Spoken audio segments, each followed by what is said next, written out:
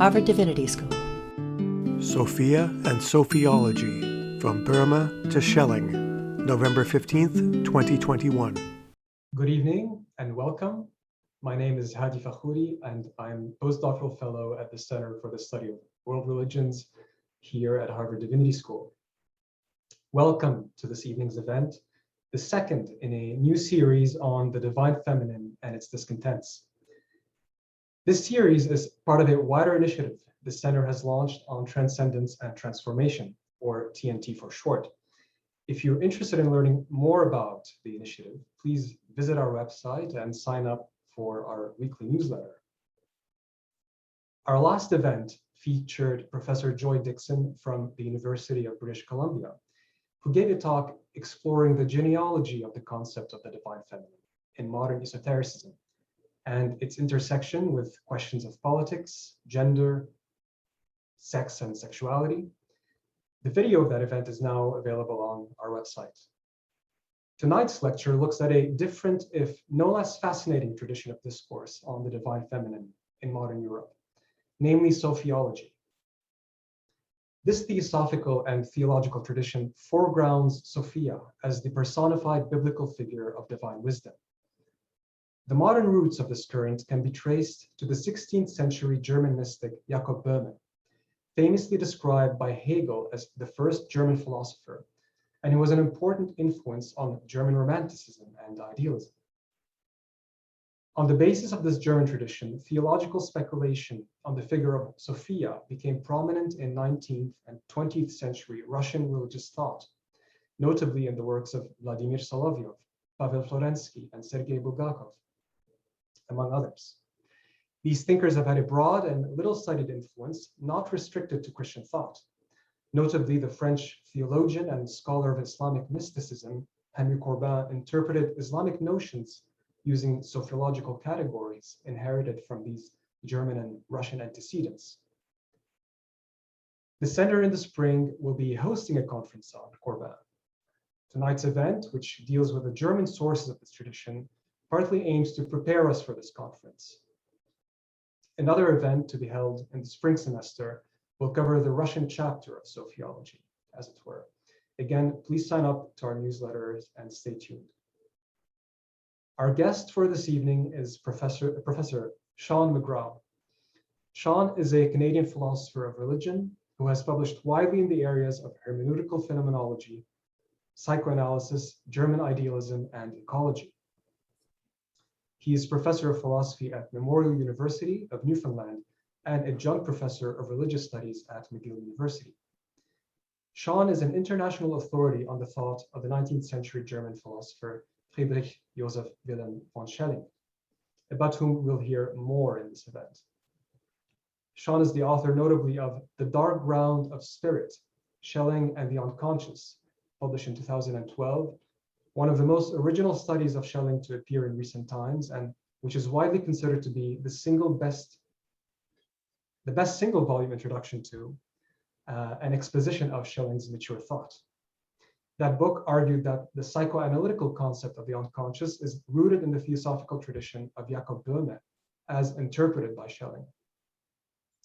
When this book came out, I had just started my doctoral studies, and reading it cemented my decision to devote my dissertation to Schelling.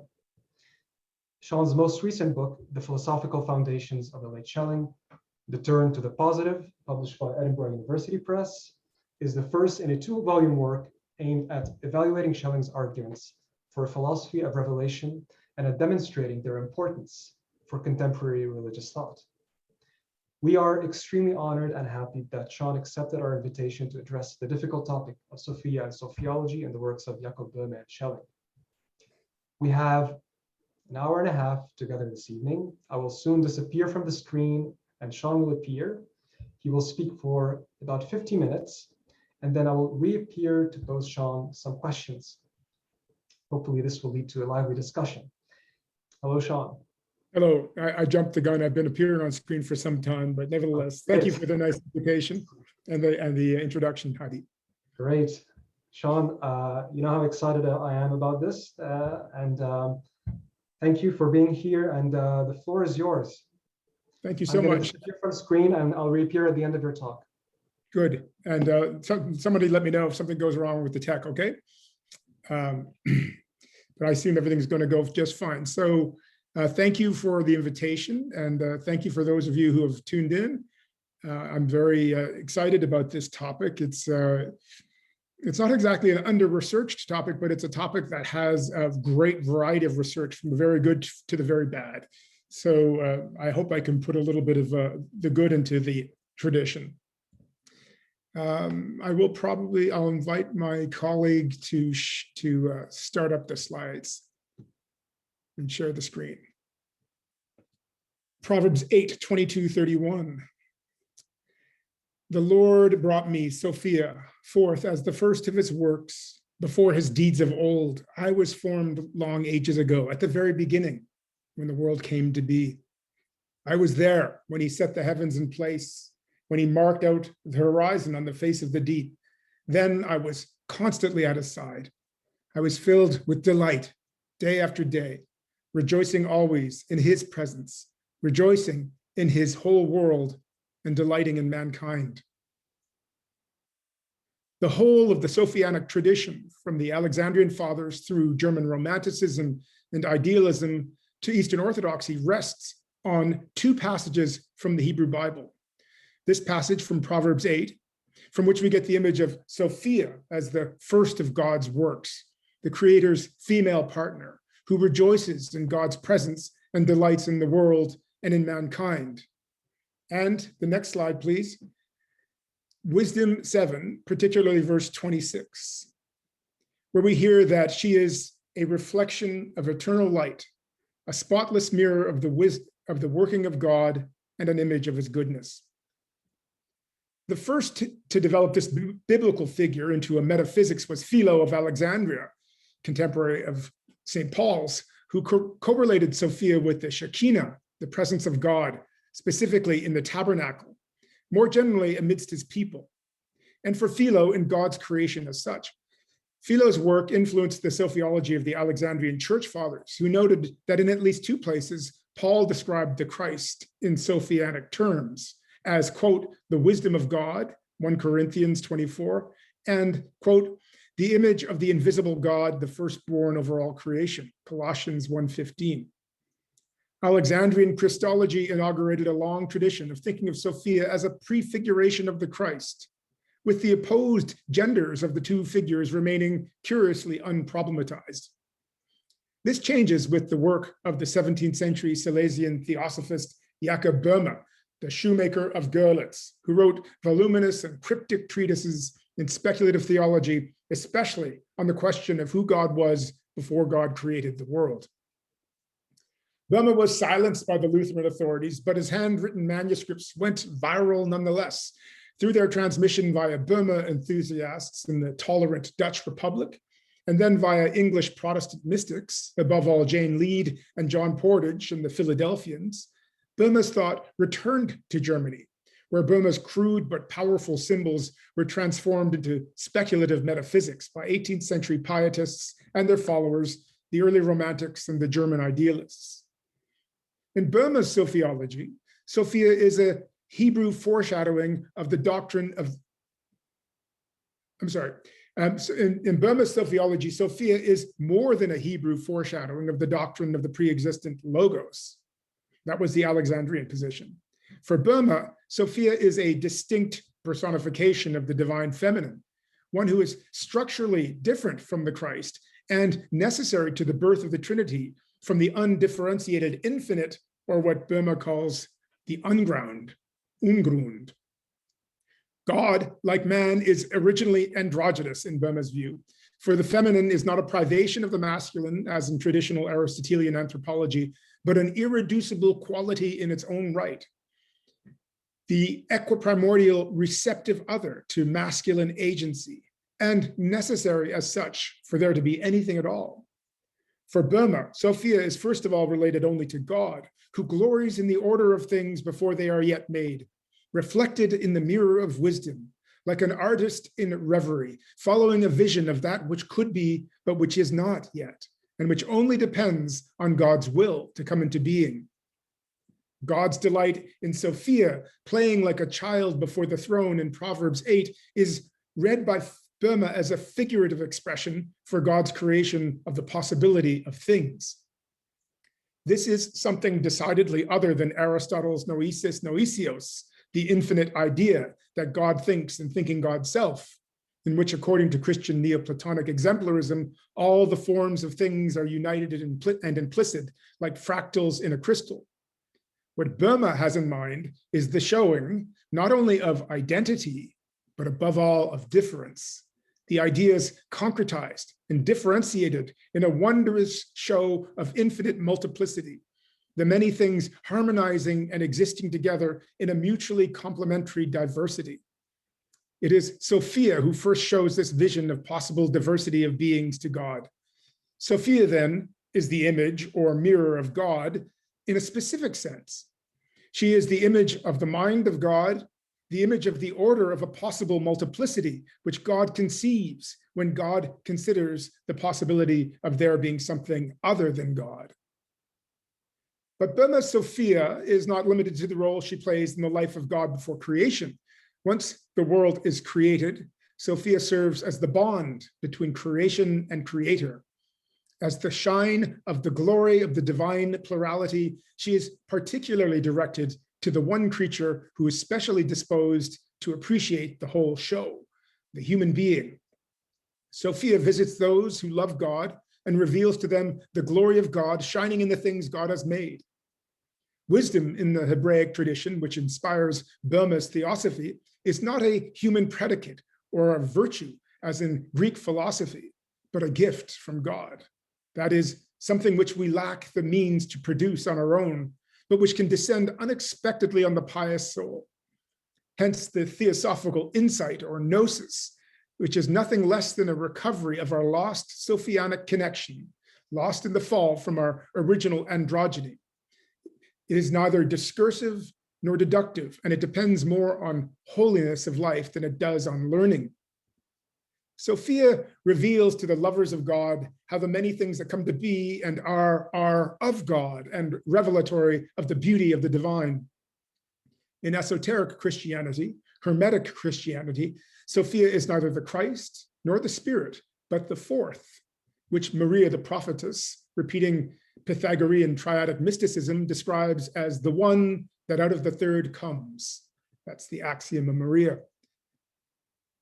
Boehme protested against his theological judges who accused him of adding to the Trinity that Sophia is not a fourth person with agency, which would masculinize her.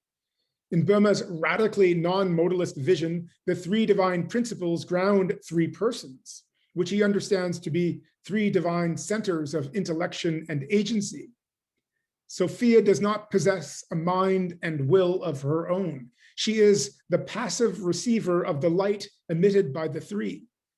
The divine light, which is too bright for earthly eyes, no man shall see my face and live, Exodus 33:20, is rendered visible by Sophia. We might see Sophia as not quite making the cut in this distinction between persons and principles, an example of Boehme's residual androcentrism. And there is certainly something conventional about the feminine being relegated to a passive role with respect to the masculine. But we need to look more carefully beneath these cultural prejudices to grasp how Boehme has radically altered the traditional Christian conception of divinity so as to render that which was, in the Aristotelian scholastic tradition, always denigrated as subdivine, if not in fact a species of nothingness, potency, materia, dunamis, as an essential and irreducible principle of divinity, creation, and inspiration. According to Antoine Fevre, Boehme is the first in the history of Christian theology to develop the figure of Sophia into a structural feature of divinity. But what inspired Boehme? Boehme was an autodictat, whose originality was a function of his isolation from mainstream currents of early modern philosophy and theology. He knew next to nothing of Aristotelian scholasticism and its concerns, and nothing at all of the Cartesian turn to the subject, which was happening in his very lifetime. But he was not without his own self-guided program of research. The reconstruction of Boehme's sources is a Herculean task, since Boehme left little references to anything other than the Luther Bible. We do know, however, that Boehme was deeply conversant with and influenced by Paracelsian alchemy, key terms of which, like salata, mysterium magnum, and turba, and above all, the material triad of sulfur, salt, and mercury abound in his work. Next slide, please. We can assume as well that Boehme knew something, at least at second hand, about the Kabbalah, and the traces of this knowledge are scattered throughout his work, from the notion of creation beginning in a negation of infinity to the idea of a finite number of divine qualities that are differentiated to become the basal notes of all that comes to be in nature. 9 Sephiroth in the Kabbalah, 7 spirits of eternal nature in Boehme. There's no time to pursue these influences in any detail here, but there is sufficient evidence, in my view, to see in Paracelsian alchemy and the Kabbalah, filtered through the wild genius of Boehme, the principal sources of modern Sophiology, or 2 of the principal sources, along, of course, with Proverbs and wisdom. Suffice it then to flag 2 non-scriptural Sophianic figures at this moment, which may have played a catalytical role in Boehme's innovations. The first, which has already been briefly mentioned, is the Shekinah of Talmudic Judaism. And there's an image of the Shekinah, the presence of God in the tabernacle, the presence of God among his people in the temple. Understood Kabbalistically, the Shekinah becomes the 10th Sephiroth. The second non-scriptural figure is from Paracelsus. It is the notion of prima materia. In both concepts, we see a rethinking, if not quite a reversal, of the metaphysical exclusion of potency from divinity, which had dominated theology since the Aristotelian revival. Both traditions also problematize the Aristotelian scholastic notion of creatio ex nihilo and prefer instead a model of creatio ex deo. Just a brief word then on Shekinah. In the Talmud, the Shekinah is the presence of God in the tabernacle as depicted here. Yahweh, it seems, needs a receptacle in the world, a hollowed out space and time, a sacralized materiality in order to be manifest. The Shekinah is the clearing necessary for the material showing of God.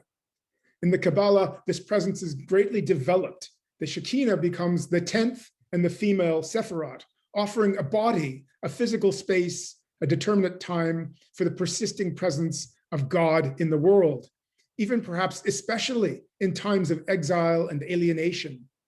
She is the bride of the Sabbath and the mystic's companion. Next slide, please.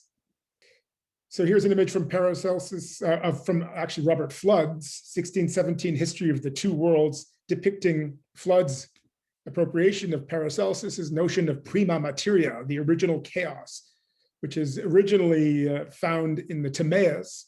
The prima materia with which the demiurge works has implicit within it the 4 elements. You can see them depicted there.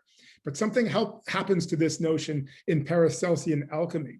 It becomes the philosopher's stone, the most common and lowest substance, which is at the root of everything, and is the most precious, but at the same time is the most precious substance in which the forms of all things are implicit, and which therefore possesses the much sought after power of transmutation. In Paracelsus, something traditionally associated with femininity, matter, is elevated above all other substances, above even form, as the highest and most powerful of things. Paracelsus will go so far as to identify the prima materia with divinity. But who is Boehme's Sophia more specifically for God? And who is God that God should be accompanied eternally by her? In too many places in the 11 volumes of his collected works to list, Boehme describes God before creating the world in terms of a theogony that involves 5 terms. The unground, which is Boehme's aperon or Ein Sof, non-relational infinity, which in itself is nothing because it is free of all determinacy, is grounded by nothing, wills and desires nothing, since it has nothing to will and desire. Second, a dark, contrastive, wrathful principle or drive, der Grimm, die Finsternis, kalt, peinlich Feuer, das Zentrum der Natur. These are Boehme's terms for this first dark principle, which emerges out of an original split in the unground. Third, a light, expansive principle of love, which emerges as the other side of the split and mollifies the dark principle. Fourth, a third principle, which mediates between the two original opposites, orders the relations of the two, and achieves a life-giving and productive balance, what Boehme calls the temperatur, between otherwise conflicting drives. And fifth, Sophia, the mirror of wisdom, der Spiegel der Weisheit, the eye of God's seeing. Next slide, please.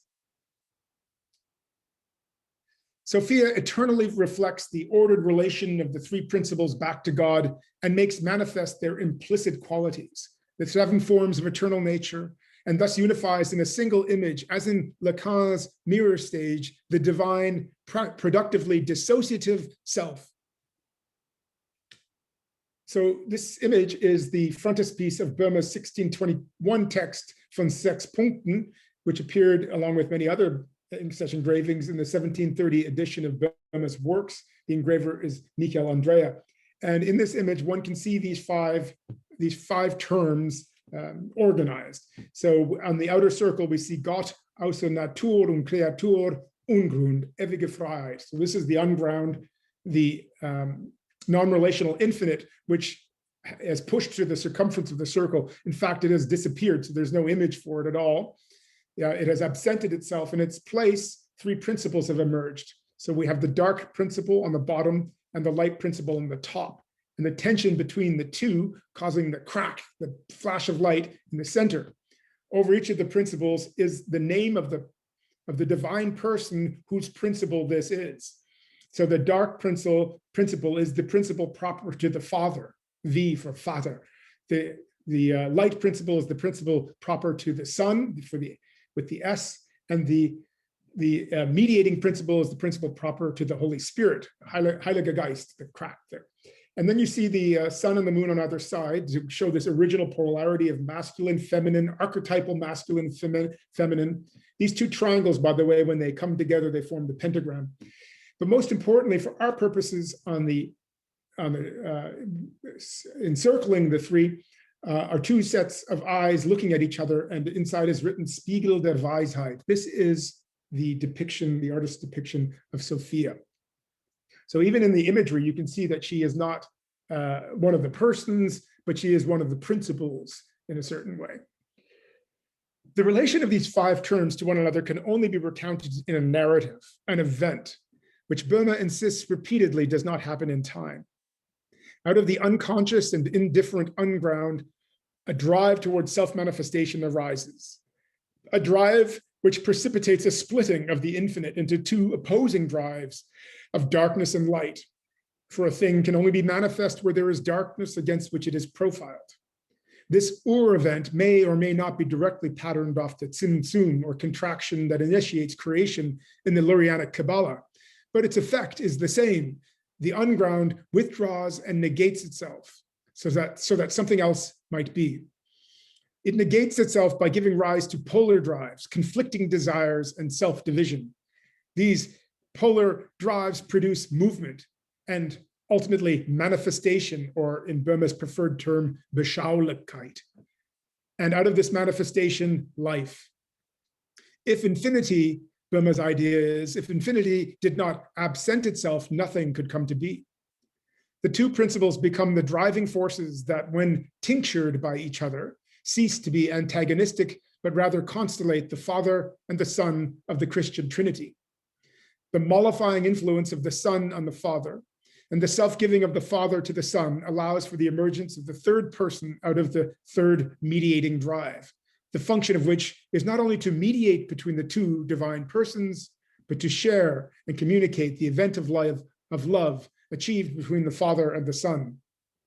The triune event constitutes the eternal birth of God, complete before God's creation of the world and culminating in God's eternal enjoyment of the wholeness of God's triune self. Sophia is the mirror in which this self-contemplation of the triune God occurs. And thus her appearance is the final consummating moment in the theogony. With the reflection of the Trinity in Sophia, the 7 forms of nature, which are implicit in each of the 3 principles, become explicit and differentiated from one another. And so a kind of palette of qualities is made available to God should God decide to create a world. This theogony is the first creation, the self-birthing of God from undifferentiated, non-relational infinity. It is then repeated through God's fiat in a second finite creation, in a cosmogony, the creation of the material world, which is effected through the exteriorization of the 7 properties of eternal nature, which serve then as the basal notes or irreducible elements out of which all spiritual and material beings are made. One of the most striking repercussions of Boehme's theogony, which had an enormous effect on German philosophy, from the first romantic responses to Kant, to the mature idealist systems of Schelling and Hegel, to the post-idealist philosophies of will of Schopenhauer, von Hartmann, and Nietzsche, is Boehme's rehabilitation of desire. Eros is, of course, at the very origin of the Christian Neoplatonic tradition, but the Christian libido had cooled down considerably by the late Middle Ages. The affective and libidinous side of Christianity had been segregated, safely cloistered. It was the domain of mystics and negative theologians who no longer presumed to be involved in any project of knowledge. Speculative thought in the universities, meanwhile, became detached and disinterested, and in some cases quite hostile to Eros. The successor to late medieval thought, puritanical Protestantism, in fact, demonized Eros. Boehme, untroubled by the concerns of the late scholastic debates and objecting to 17th century Protestant prudishness with the healthy earthiness of a peasant, directly locates the origin of desire in God, and thus goes even further than Augustine. Desire is not only an effect of created being, the restlessness of the creature seeking the reditus back to its divine origin. Desire is for Boehme, to risk sounding Deleuzian, not only reactive, it is productive. Eros begins in God, more exactly in the unground, the self-sufficient, non-relational infinite, not as in Augustine in creation. Desire is not a symptom of finitude, a limitation from which divinity is free. Desire is a divine predicate. Eros then begins in excess, not lack. The unground does not react to a desired object in its erotic encounter with Sophia, but produces one. Sophia does not initially have persuasive power over the unground. A letting be happens, by which Sophia becomes luminous with vision, which anticipates the divine fiat for creation. Sophia can offer the unground the opportunity for something better than Abgeschiedenheit. And here I draw on Meister Eckhart's term for God's seclusion and self-sufficiency, untranslatable term, Abgeschiedenheit.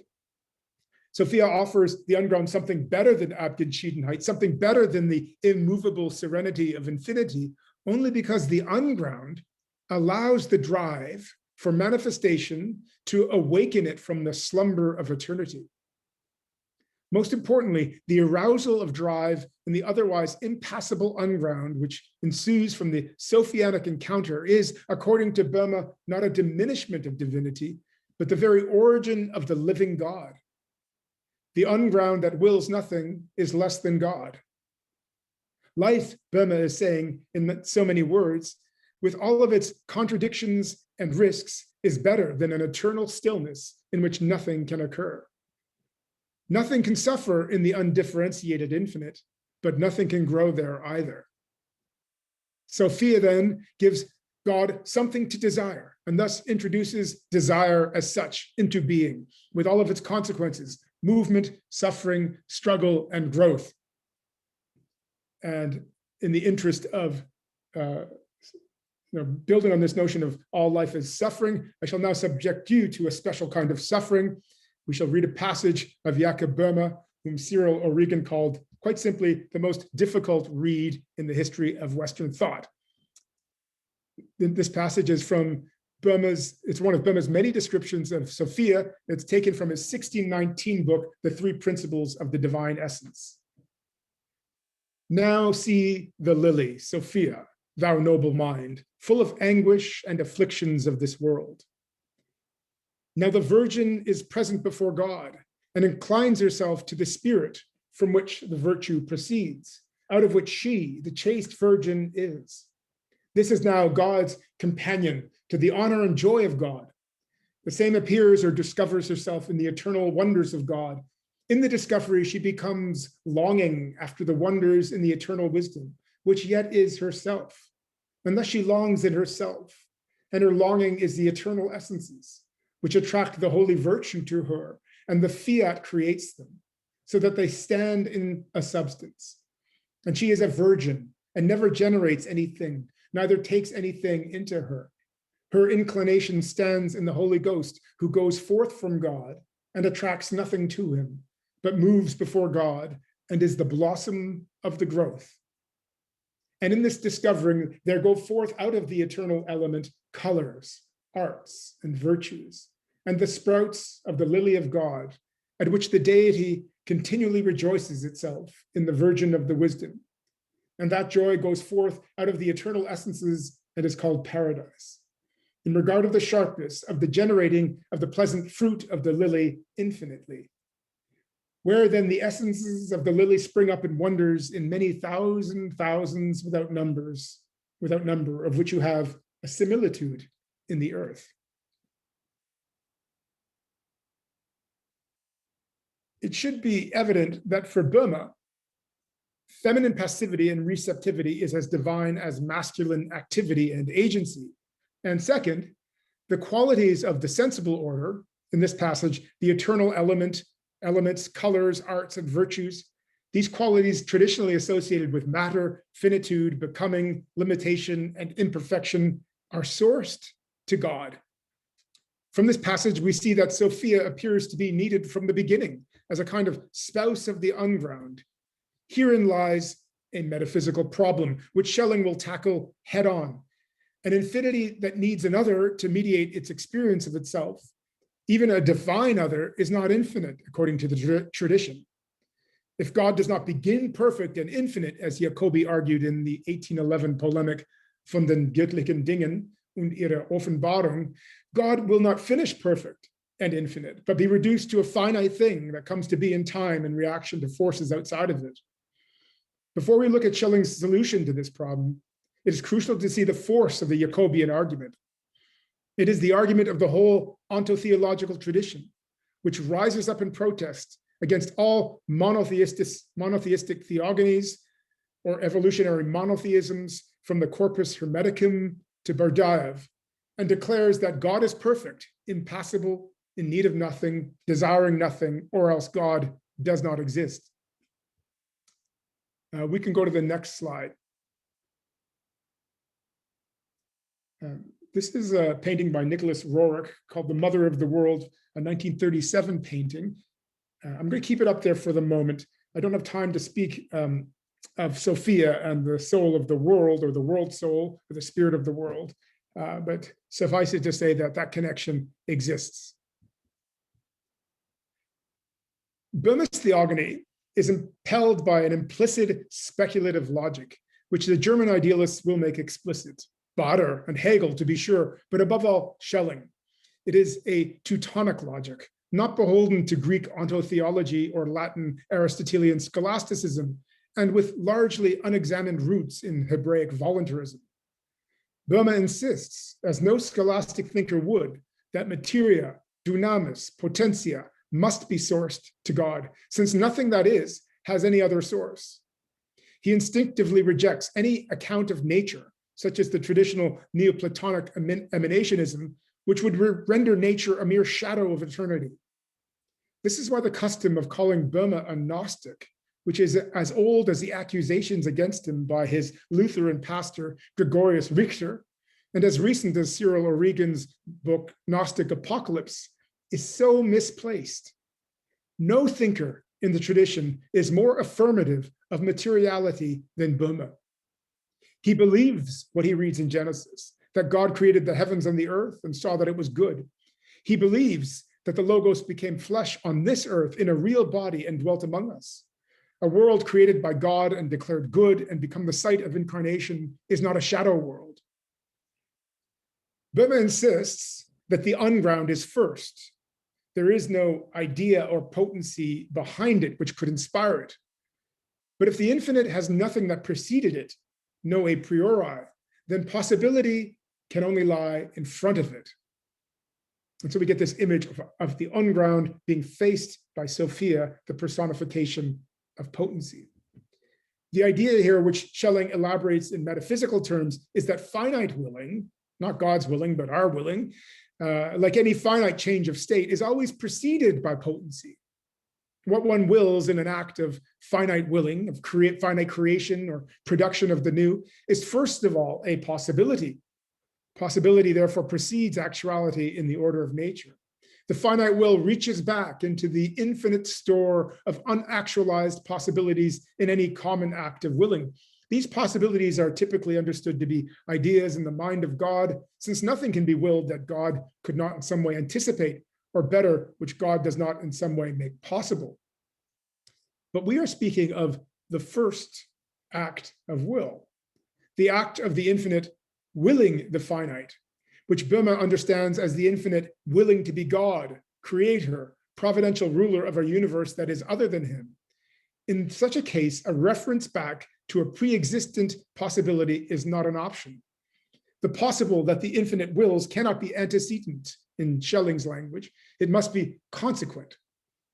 But if the consequently possible comes to the infinite wholly from without, like a suggestion made to a person stuck in a bind by a well-meaning friend, something he did not think up for himself and which he could not have come up with himself, then the infinite is not infinite, but deals with another. The only solution is that possibility is with the infinite from the beginning as a consequent of pure act.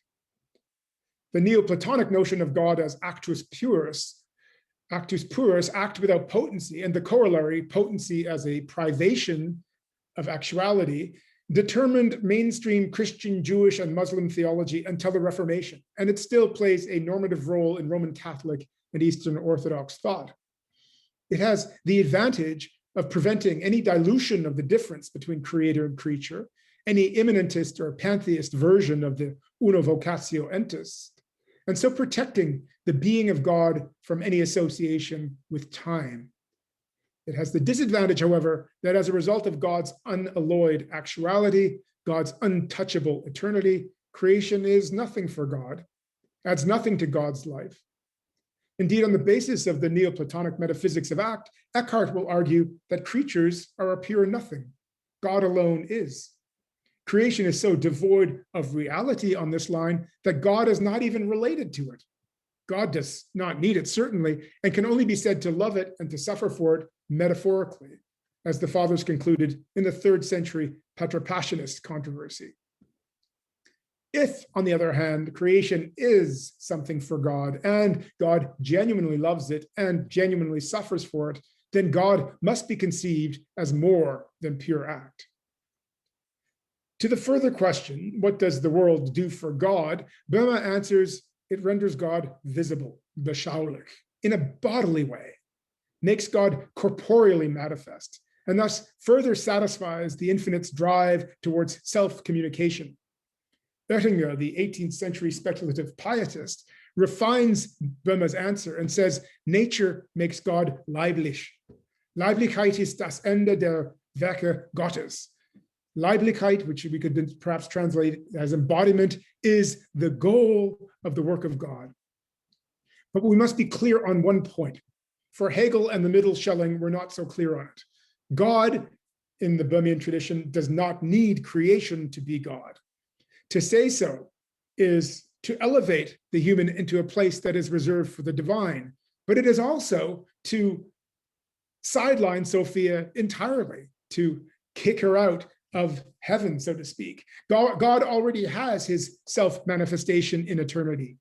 God is non-dialectically individuated or personalized. Sophia has always already accomplished it for him. She has always already mediated God to God's self. Creation is not needed for this purpose. What is willed by God in creating the material world is a more humanly familiar kind of mediation and visibility, sensuous visibility, tangibility, in short, embodiment, Leiblichkeit. God wishes to go further. God wishes to invite others to the show. The others do not need to be there. The show will go on without them, for it began before them, and in some ways it has nothing to do with them. It is God's eternal act of individuation, not humanity's ascent into spirit, that is at issue. The inclusion of the creation in the theodrama of Boehme is a contingency. It is the only reason why there is something rather than nothing. It is the whole telos of nature to participate in the self-manifestation of God. And in this role, creation finds its raison d'etre. But precisely because of the eternal mediation of Sophia, creation is not necessary. We need not speculate. Now I'm going to turn to Schelling. We'll keep the image up for a bit.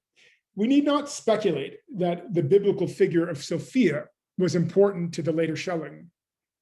She's implicitly invoked at a key passage in the 1809 Freedom Essay, explicitly referenced in the 1815 draft of the Ages of the World, and discussed at length in the 1841 Philosophy of Revelation.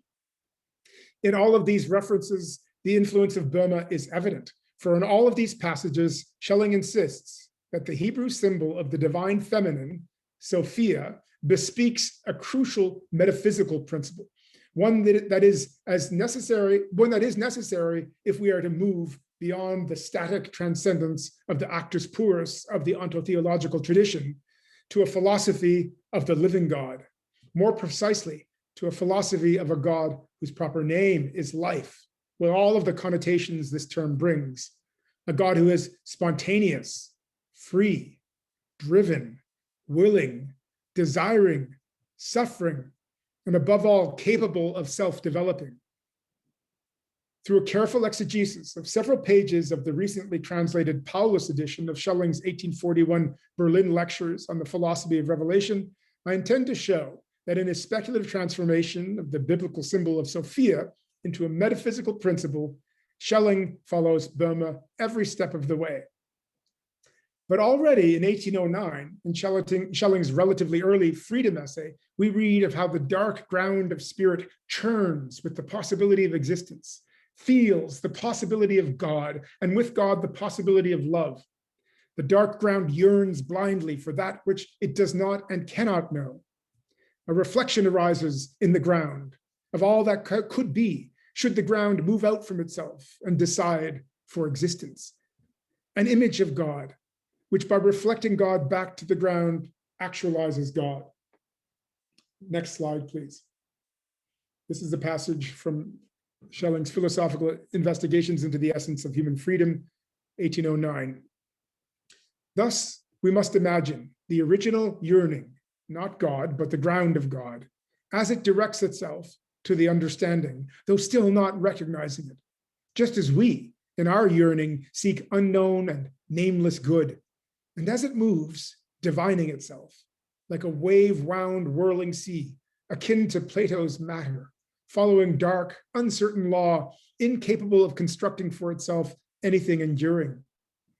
But corresponding to the yearning, which as the still dark ground is the first stirring of divine existence, an inner reflexive representation is generated in God himself, through which, since it can have no other object but God, God sees himself in an exact image of himself. This representation is the first in which God, considered as absolute, is realized, although only in himself. This representation is with God in the beginning and is the God who was begotten in God himself. Boehme's Sophia is plainly behind this passage, the wave-wound sea, Platonic matter, the mirror of God, even if it is not all that clear what she is doing there or on what terms she's introduced. What the late Schelling adds to this retrieval of Boehme's Sophiology, that is the Schelling of the Philosophy of Revelation, which is first unveiled in 1831 in Munich, what this Schelling, later Schelling, adds is a more speculative argument for divine femininity, one that recognizes, with the Aristotelian tradition, the need to maintain the unmixed quality of the pure, infinite act of God, while arguing for the conceptual necessity of positing an equiprimordial principle of divine potency or divine femininity alongside pure act. The masculine or active principle in God might be first, but according to Schelling's law of the ground, the first is not necessarily the highest. In fact, the feminine, passive divine principle, which is second in the sense of reflecting the first back to itself, is the means for the development of divine being into life, mediating as it does divine understanding and the possibility of freedom, relation, and love. She can therefore be regarded as, in a sense, higher than pure act. And just to go back to this quote for a moment, I've probably read I've read the Freedom Essay more times than I can count. I think I've taught it every year of my career, and I keep finding things in it. And I just found something here. So what one notices here is that, yes, the unground, the yearning begins in the unground.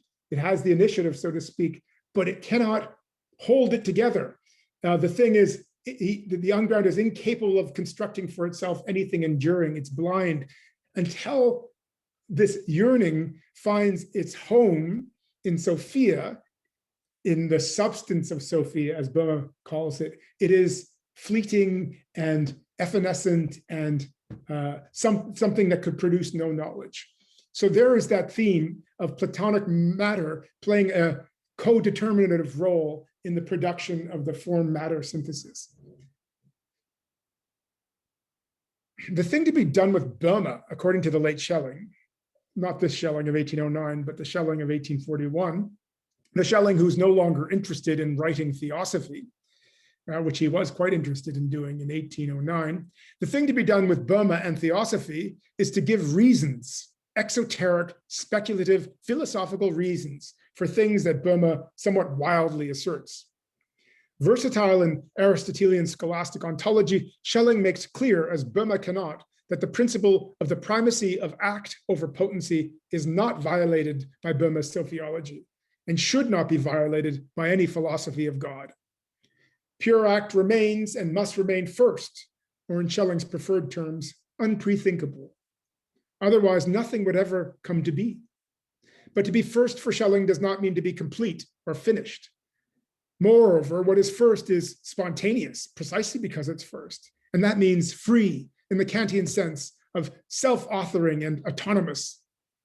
Potency cannot precede freedom, else it would not be first, but nothing prevents the first from being succeeded by potency, from generating potency. And this succession, if it is conceived as internal to God, changes the first, according to the law of the ground, whereby the consequent determines the antecedent retroactively, precisely by being its antecedent. The first will no longer be simply the pure abgeschiedene act. It will be the ungrounded ground of something other than itself. The later Schelling, in effect, insists that the Sophianic theogony has an explanatory value, the importance of which must not be underplayed. By rendering divine potency the consequent of divine actuality, but no less divine for that, God enters into a living relationship with that which God creates. Creation is no longer without a reason. It concretizes and materializes what has occurred on a spiritual level in eternity. More importantly, a God who is already internally vulnerable to a Sophianic other can allow the creature to have an effect on God. An infinite and all-powerful God can make God's self vulnerable to the creature. That is, God can, if God so decides, surrender to contingency, which is precisely what the Jewish Christian revelation has always said about God. Next slide, please.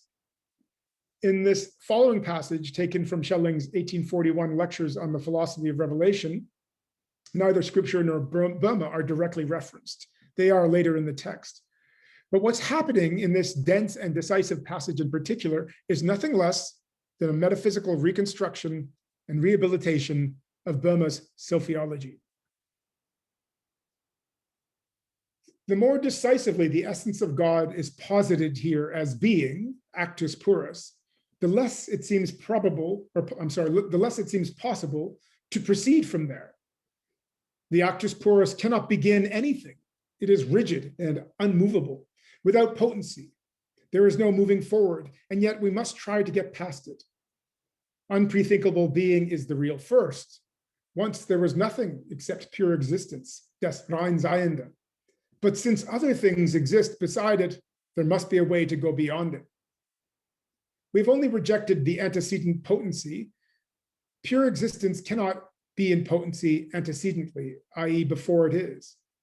But from the fact that it is not antecedently in potency, it does not follow that being cannot possess the ability to be after the fact, post actum in the proper sense, after it is, hence a posteriori. However, being, the actus, must precede it. Yet nothing prevents pure existence, and it would not contradict its nature, to be consequently presented with a possibility to be other than it unprethinkably is. End quote. Thus does Schelling maintain the purity of the divine, infinite, and unconditioned act that is the ground of God. He maintains with Augustine, Maximus the Confessor, and Aquinas the Hellenistic, non-negotiable metaphysical principle of God's freedom from potency. But Schelling argues that such an act, should it remain without potency, must be considered in itself blind and therefore less than the divinely existing living God. Pure act is free from potency. It is preceded by nothing, just as Augustine and Aquinas would have it. It is immovable and eternal and cannot be affected by anything because it stands in no position of a priori vulnerability or passivity to anything. And by the same token, it sees nothing because there is nothing for it to see. It does not even see itself, for it itself gives nothing to be seen. It is less real than Aristotle's thought thinking itself, for Aristotle's God thinks itself thinking, but pure act, having nothing to think, cannot think itself thinking because it is not thinking. Freedom from potency, the Hellenistic divine predicate, is not the highest perfection. Rather, freedom for relation, for love, the Hebraic thought. This is what is highest, both for us and for God. We know from the fact that the world exists as it does that pure act has decided for more than Abgeschiedenheit. It has decided for otherness, for relations, and therefore for beings other than it to whom it could be related. Given the fact of the world, God must have some internal relation to possibility, Schelling is arguing. But the only possibility to which the pure act could be free related is the possibility that lies in front of it. That is, the possibility that it sets into actuality as possibility. The possibility of possibilities, which is co-eternal with God, Schelling finds in Boehme's figure of Sophia. And my last image, which is another painting from Nicholas Roerich. This is an interesting image. The Madonna Oriflamma, Roerich certainly knew his Sophiology. The symbol that she holds is the symbol of the Trinity, is the banner of peace, which Roerich designed. And it's a sign of the Roerich Pact, an international treaty to protect cultural artifacts, which was signed by many world leaders in the 40s. I chose the image because it's precisely Boehme's Sophia. Thank you for your attention. Sean, thank you very much for your fascinating lecture. Extremely rich. It's very hard to know which thread to begin picking up and addressing. Expanding on, I have a few questions myself, and there are questions from the audience as well. Maybe I'll begin with some questions which I have for you, and I take some questions from the audience as they come in. So, so here's one tension I noted in Boehme. You in explaining the role of Sophia in Boehme, you made the claim, you made the point that for Boehme, life is better than stillness, that this is a kind of a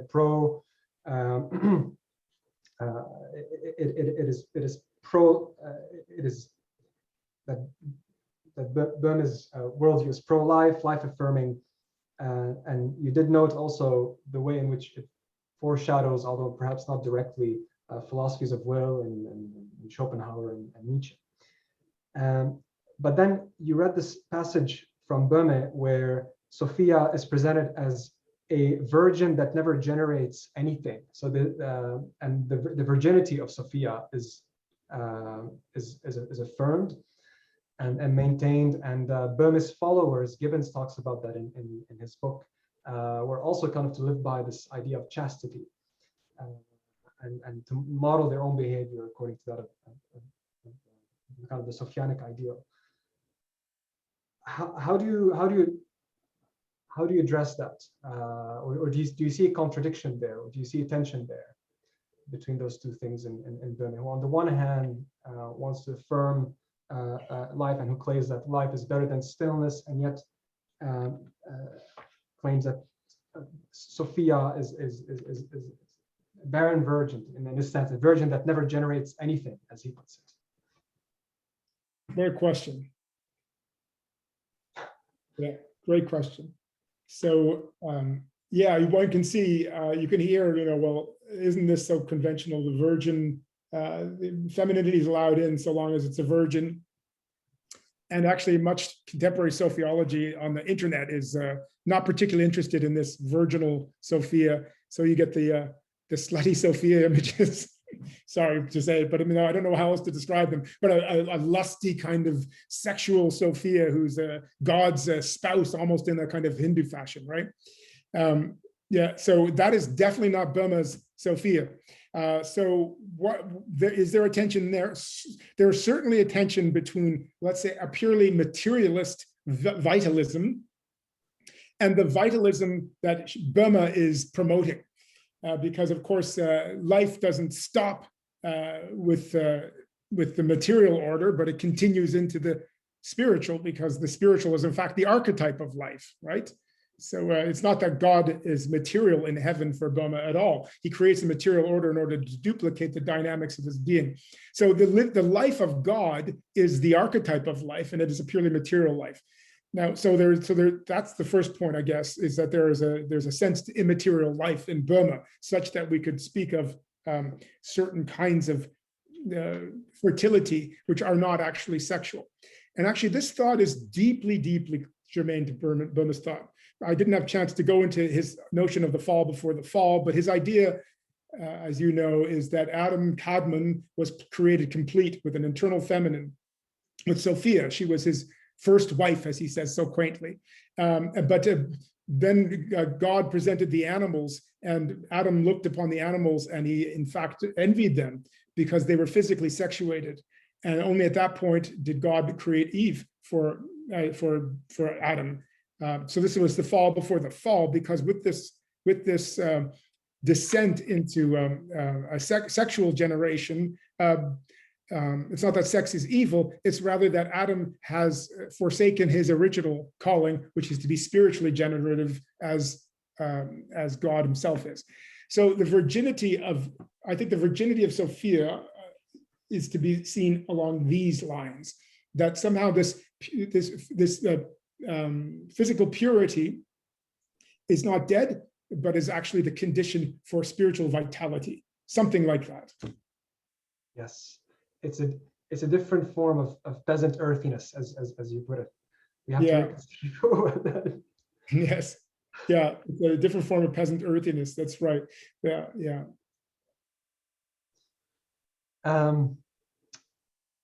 Sean, I wanted also to ask you a question about the different methods that between Schelling and Boehme.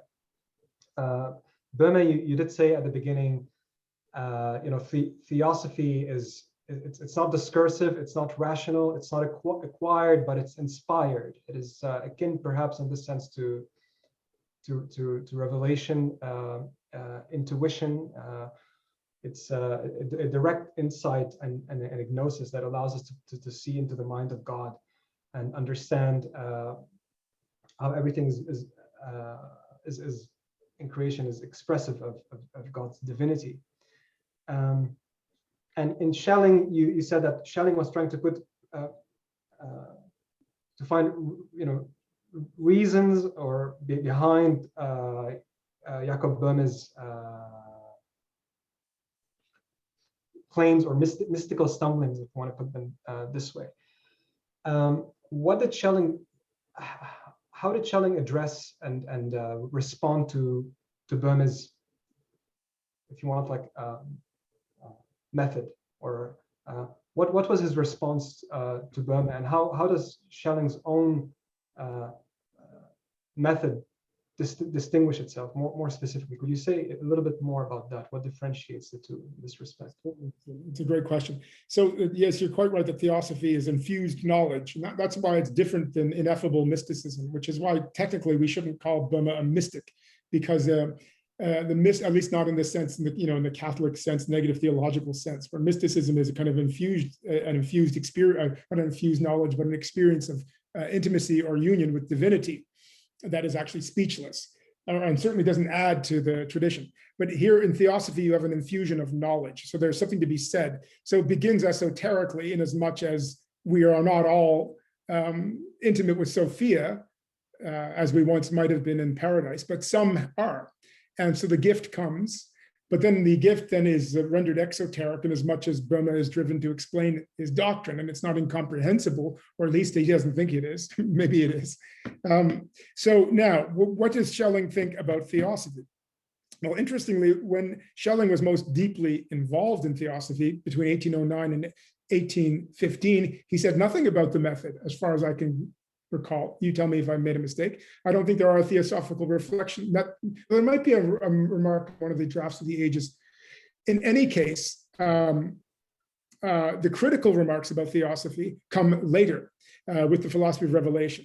So what I see happening is Schelling gradually distancing himself from an extremely enthusiastic appropriation of theosophy, even I think in the Ages giving a stab at it himself, writing theosophically himself. To becoming critical of it. So the critique later on is that theosophy, well, it's the critique of any kind of mystical experience. It's good for you, but what about me? Nice that you saw the Virgin Mary walking in the field, but I don't see her.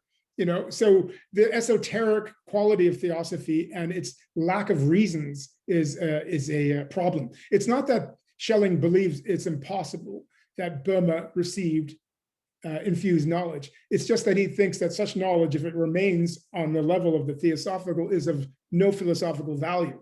And because it's knowledge, it ought to be communicable and rendered exoteric. So it's not all that, it's actually quite like Hegel in that regard, that it's an insistence on philosophy being exoteric and giving reasons. And so in the late Schelling, there's a great deal of reflection on method and speculative method and giving arguments that are falsifiable, but yet nonetheless compelling for reasons that Schelling will give. Theosophy becomes like a fact to be explained, you could say, in the later work, but the explanation is not a work of theosophy at all. It's a work of exoteric philosophy. Yes, even though, and without getting too deep into discussion about Schelling's methodology, but you still find in Schelling an openness and admission of ecstasy, like an ecstasy of reason at various points in his later thought, even though in there is a diligence to the speculative method, as you put it. Well, in fact, just on that point, I think the ecstasis of Vernunft, it sounds like mysticism, but it really isn't. What it is realism. So I would put the theosophical infused knowledge closer to intellectual intuition in the identity philosophy period. And this Ekstase der Vernunft is precisely the moving into a recognition of the inexplicable fact that drives you into a speculative explanatory project. Yes. I think, yeah. Sean, thank you very much. I have a few more questions, but I see questions from the audience are, there's many of them. And I'm gonna try to pick a few, to field a few. Torrance Kirby's correcting my iconography. That's good. There's a question about Professor Torrance Kirby. You showed the Sexpunkten, the title page depicting two triangles, and he was wondering, if it's not the case that the superimposed images they depict are rather the six-pointed star, the Star of David. You can address that in passing as I don't need to address it. I need to simply say he's absolutely correct. So everyone follow Torrance Kirby, please, on this point, and not myself. That was a mistake. Yes. So here's a question from Mathieu Ravignat. Boehme's Sophiology appears to have also changed his accounting of the story of Adam and Eve. His actions during the fall appear in a different light, though the complexity of his thought makes it difficult to understand exactly what changes. Can you speak to this? So this suggests that there's a different accounts of the story of Adam and Eve in Jacob Boehme that change. Yeah, the role of Eve in the second fall. While you do that, I will be fielding questions as they come in. Yeah. So here's a question from. Should I put this question to you, Sean, or do you want to answer the one you read? I'm really stumped on that one. Okay. I could fumble my way through, or I could just say, you've got to go read Mysterium Magnum, and I'll see you in 5 years. I think this is a good question. Good answer for now. It'll have to serve. John Betts is asking, does Sophiology figure in Schelling's translation of Exodus 3:14, Ich werde sein, der ich da sein werde? Or does Sophiology in some way instrumentalize the Trinity, if the Trinity mediates between the Ungrund and Sophia? Wow, that's complex. Okay, I like that one. I think I can find my way into that. Yes. So does theosophy play a role in Schelling's reading of Exodus 3:14? No, I don't think so. I think that at this point, actually, Schelling is pretty clear that with Revelation, we're dealing with something that is the direct disclosure of the personal God to his community, to God's community. That's not a theosophical moment. Revelation, yes, theosophy appears to be somehow revelatory, but its privacy is a problem. And I think it's very important for Schelling to recognize that when we speak of these events, we're speaking of collective changes in consciousness, which God's declaration of his name to Moses is revelation sensu strictu.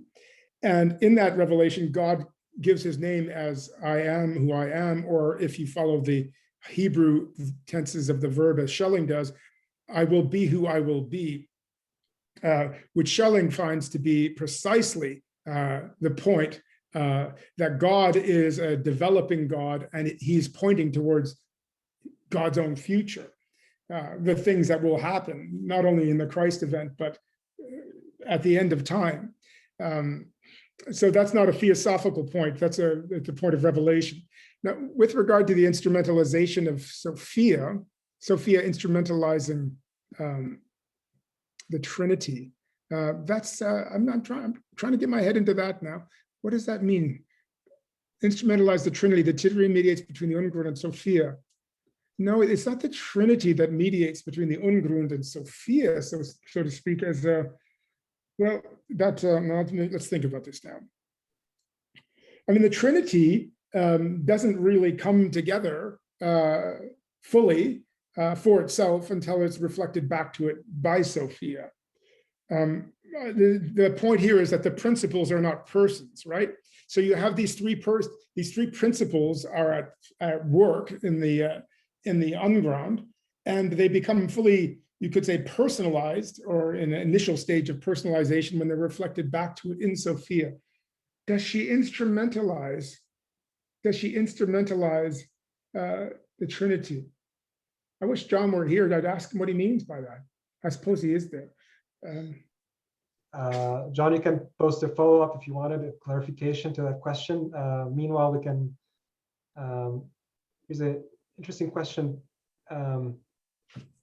by Dale Rose, asking whether Sophiology in post-temple Judaism takes on a strong relationship with exile.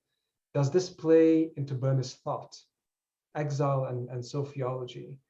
And perhaps a related question by Dale is, what is Sophia's role in the movement of the source spirits? I'm assuming this was a reference to the theogony. Yeah, the first point with regard to exile, well, I mean, Boehme does belong to that millenariist age. He wasn't the only one of the spiritual Protestants in the 30 Years' War. There was a kind of resurgence, or there was a wave of spiritual, or you could call it esoteric Christianity, which had a strong millenarian focus, and Boehme belongs to that. The degree, and the language of exile, of course, is the language proper to that tradition in a certain way, as we understand ourselves to be sojourning towards the kingdom, not where we want to be. And Boehme certainly participates in that. I'm not sure that he's the strongest voice in that tradition on the eschatological point. It's actually still an open question for me. And Boehme is someone whose writings are so difficult that I can really only say, I can only claim to know about 100 pages of it well enough to comment on. So I'll have to let that lie there. On the next point, though, I can be a little more helpful on the seven spirits. So these seven spirits, it's Boehme's variation on the Kabbalah. It's Boehme's Christian Kabbalah. So as in the Kabbalah, there are 9 Sephiroth, which externalize the divine nature. And in Boehme, there are 7 forms of nature, 7 natural spirits. And he calls them peculiar things like harshness, bitterness, and anxiety are the first 3. And then you have sound, light, and figure as the second 3, and the mediating one being the blitz, or the spark of light. These are very peculiar terms. They seem to be describing material qualities. So what we can say is that these 7 spirits, as I said, are the basal notes for the production of the world. So it's kind of like God's palette, It's out of these colors that he will create his creation, and which is why the alchemist works with them, at least Boehme thinks he does, that we're actually dealing with these kinds of qualities when we're breaking substances down to their simpler components and then producing more complex substances out of them. Now, where are they vis-a-vis Sophia? Well, I think that this is fairly clear from the passage we looked at, that Sophia, these principles, first of all, are implicit in each of the, not principles, the 7 spirits are implicit in each of the 3 principles.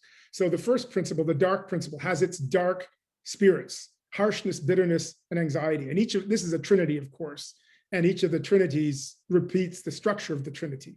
Very Persian thought here. And there's a trinity of light principle, of light spirits as well, light, sound, and figure. And then there's a mediating trinity. So each of the principles have within them implicit these 7 forms of nature. But until Sophia reflects the whole of God back to God, God's self, they are not explicit enough to become media for the creation of the world. So it's one of the most important functions of Sophia.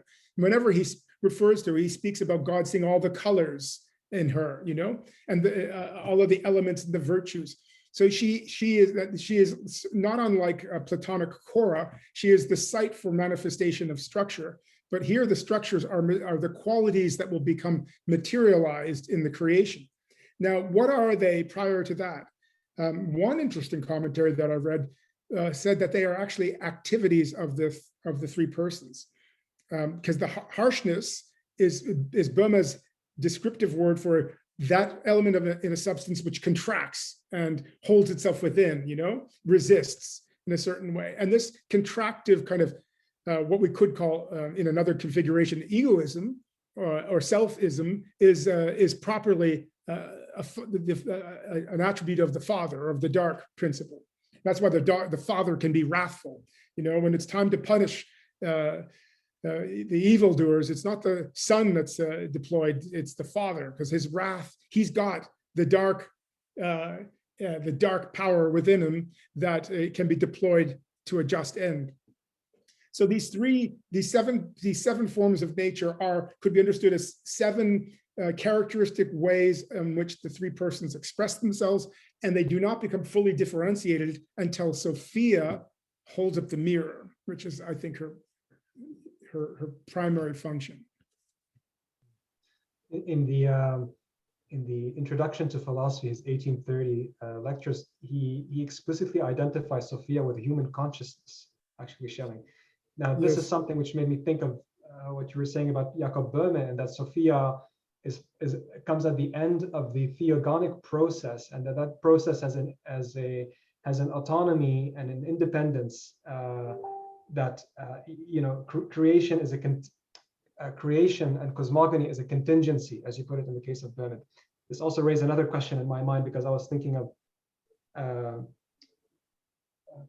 the Angelus Silesius's passage, who was one of Boehme's students, that without me, God cannot exist for a second. You've probably seen those passages yourself, which I was wondering how it is that you saw that in Boehme, or how that the human being is entirely superfluous. And I'm connecting that with what Schelling's reading as seeing the human consciousness, even though he says not human consciousness as it exists today in these kind of present conditions, but in a kind of original consciousness. Sorry, I didn't mean to cut you off.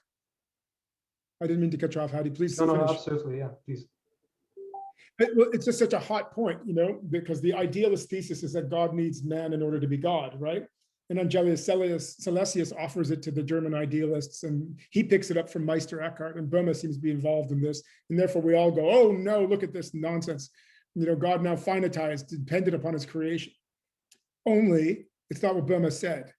And I think this is why Franz von Baader, who is the great Boehmian of the 19th century, so deeply resisted Hegel and Schelling in particular. Now, Schelling had two different phases. In the middle period, he was quite caught up in this, what I call the historical immanentism, which is that God is immanent in history and needs history in order to be God. So it's a kind of it's a variation on pantheism in a certain way, but it's now a pantheism that has that's inflected historically. And so history becomes the ages of the world, but really the ages of God's self realization and self and grow and becoming conscious. He begins unconscious, he ends conscious through history. That's not at all what Boehme said. Boehme said that the achievement is already there in eternity, and precisely Sophia, who allows God.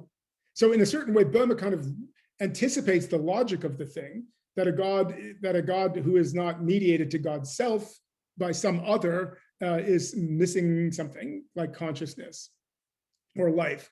Only Boehme says, yes, that's true. Only God has already has it within him. And that is precisely who Sophia is. So one notices then that in order to get from that kind of already realized deity to the more familiar thesis of the historical immanentists, especially Hegel, you need to knock Sophia out of the picture. And it would be interesting to test this against Hegel and really read Hegel as an anti-sophiologist. Because it really is Hegel's thesis that, it is, and the other thing that happens is when Sophia is knocked out of the picture and God now needs creation to do for him what Sophia was doing for him in Boehme, the human being is elevated to a position of centrality, which is precisely Hegel's point, that this is really all about us and what we do. And these are all pictures from another age, helping us to understand the grandeur of the human spirit. So that apotheosis of the human, conditional upon the displacement of Sophia. So Sophia is doing multiple things there. Now, with regard to Schelling, he came to it. And I think by the end, he is no longer historical immanentist. And that's why he goes to such pains to speak about how God is already complete before God creates the world. And nevertheless, there is this question then, how to avoid the old problem of actus purus, which is you just now have a creation that has no reason to exist. Well, in a certain way, the reason for creation to exist is because this will to manifestation, that is the divine, cannot rest content with this internal self-manifestation, but spills over and produces, not unlike a Platonic moving image of eternity, produces a created world that now images the life of God. You could say, oh, that's just Platonism. But notice, however, that what images God now is not these static essences that can be abstracted from things through intellection, but the life and the dynamism and the growth the juice and the joy, the expansion and the contraction, all that fascinating detail that natural science was beginning to unravel for Schelling, for Boehme's age and afterwards. All of this is in fact a kind of small r revelation, a disclosure of the divine being. That's a different thought. That's a different thought than divine exemplarism. We're not looking at the purified ideas alone as icons of God. Now we're looking at the dynamic coming to be and the forces, the material forces by which things come to be as themselves archetypes of divine archetypes. That's why I say the material is now sourced to God. Thank you for this very comprehensive, thorough answer. Sean, we've got many questions and yet limited time. We have about 5 more minutes, so I'm going to have to pick 2 here and maybe address them briefly. If you could say something about the resonance between Sophiology and Mariology and the focus on potentiality or virginity. Is there any explicit connection between Sophia and Mary in this thought world, or specifically in Schelling? If we can briefly address that. Certainly, yes. Well, not Schelling, but Boehme. Well, of course, we all know that Bulgakov and the Eastern 20th century Sophiologists make an explicit connection between Theotokos and Sophia. Interestingly, Boehme also does. He gets in trouble with his Protestant contemporaries for being a Mariolater. But the way that Boehme speaks about Mary is very curious. It's almost as though she is the incarnation of Sophia, as the Christ is the incarnation of the Logos, almost as though, but we don't want to make the Sophia into a person. But there's a kind of functionality here. As you know, Sophia is to the unground what the Virgin Mary is to Jesus. And that is, the Virgin Mary is playing a role for the God-man that Sophia played for the unground. Yes, so there's that theme of virginity again. Does Schelling pick this up? Schelling is not particularly loquacious on Mary, but he does, in the passage that follows the passage I've read, he does speak about Sophia as related to other figures in world religions, including Fortuna and Maya, and the wet nurse of the world. This is the image I want to fix on, the wet nurse of the world, as though the mother of God, who nurtures the infant God into maturity. Schelling owns this image without any particular nod to Roman Catholicism. Thank you, Sean. Maybe one more question, and then we can start wrapping up. My colleague and co-organizer of the speaker series, Mimi Winnick, has 2 questions here, and maybe this will allow you to expand more broadly on your work in general. Sean says, I would love to hear more about how Boehme's Sophiology, as interpreted by Schelling, remains relevant to the philosophy of religion today, too. This is a very broad question, Sean, but I know your interests are also not purely historical. Your work is very much concerned with the direction of philosophy of religion today, and you've also written on ecological philosophy and thinking. Could you address this question?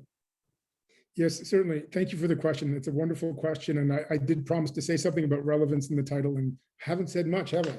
Right. So now's my chance to make good in like 2 minutes. For me, it's deeply relevant, and yes, as Hadi says, I'm as preoccupied with contemporary things as I am with old things.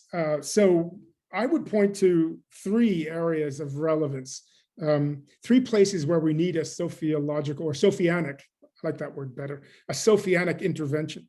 One would be ecology, a second would be psychoanalysis, and a third would be contemplative Christianity, or it's the dire need we have of resuscitating it.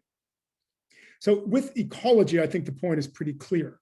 When ecologists get metaphysical like Arne Ness, they tend to go East or pantheist in some respects. And we also know that doesn't really work very well, because we end up saying things that the world would be better if there was a 1/10 of the humans on it, and therefore we get this anti-humanist ecology.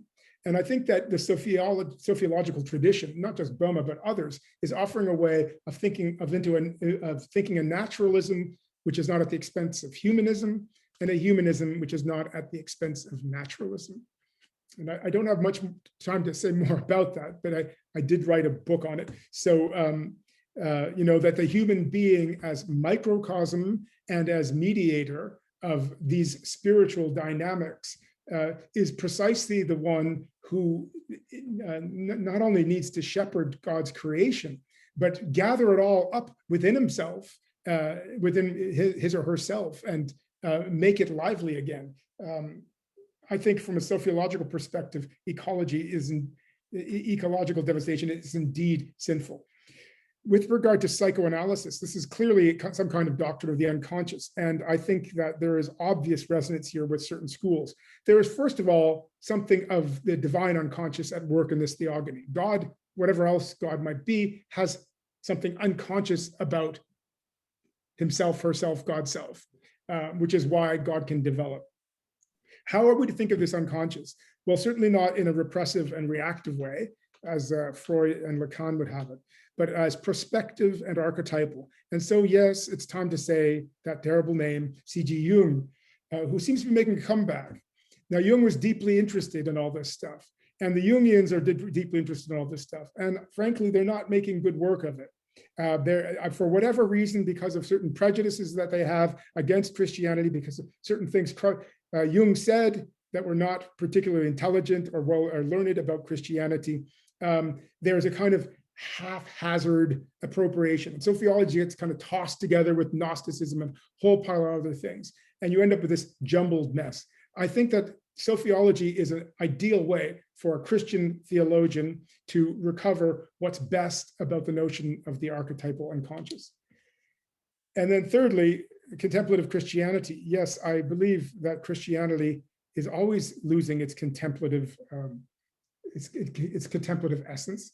And these days are probably more so than ever. In fact, we think one of the repercussions of the closing of the seminaries and the emptying of the churches and so on and so forth, at least in the Western world, is that we are losing our capacity to pray, and we're losing our tradition of prayer, and we're losing the culture of prayer. Not completely, of course, but it was much more visible, I think, 75 years ago than it is today. We don't even necessarily see a space for it. Churches now are becoming cultural centers and so on. I think the sociological tradition is deeply contemplative. It is, in some respects, this preservation or this sourcing of potency, possibility, theoria, if you like, into God is a way of elevating contemplation, quite different from the negative theological tradition, but also just as affirmative of the contemplative act as the highest. For of course, what does God do when he beholds the wonders of the possible creation reflected back to God in Sophia? Is he contemplatively enjoys the show. It's an act of prayer. It's God's act of prayer. Yes. So that's these three then still sites, still construction sites, at least for me: ecology, psychoanalysis, and contemplative Christianity. Sean, thank you very much for this answer. I think there's some activity around Sophiology here at the center this year. There's doing a reading group focused on Sophiology, reading Jakob Boehme right up to Bulgakov and perhaps beyond, and the conference on Corbin coming up. So the way you've just summarized, there's a lot of questions about what is Sophiology doing, what does it serve, why are we even interested in Sophiology, and I think you've addressed that beautifully. And I'm very grateful for this answer and your talk. So I think we're on time here. I'm going to ask everyone to join me in thanking Sean. Thank you very much, Sean. There are many questions which we couldn't field. I apologize, but I will send them to you, and so you will be able to see the reactions that your talk inspired. Excellent. I'd like to see the written questions. Yes, thank you. Yeah. Okay, I'll make an announcement about our next event, which is on December 1st, so 2 weeks from now, titled The Daughters of Allah, Goddess Worship in Pre-Islamic Arabia by Valentina Grasso. Very much looking forward to that talk. And in the meantime, I wish you all well and see you soon. Sean, take care and talk soon. Thanks very much, everyone. Thank you, Hadi. Right. Sponsors: Center for the Study of World Religions and Esalen. Copyright 2021, the President and Fellows of Harvard College.